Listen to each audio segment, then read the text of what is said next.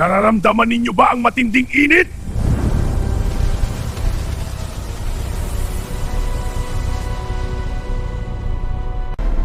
Nasusunog ang aking kagubatan, nalalaso ng aking hangin.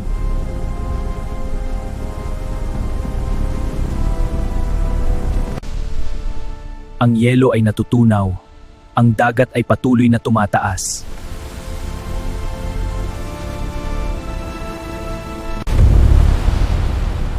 May pag-asa. Simula ng pagbabago ngayon.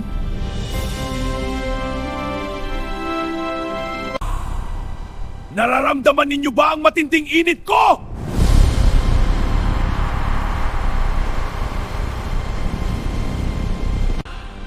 Hindi ako ang nagbago, kundi ang mundo ninyo.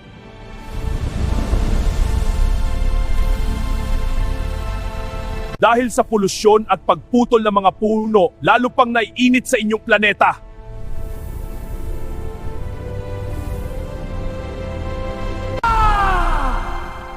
Alagaan ninyo ang mundo pang hindi na ito tuluyang masunog.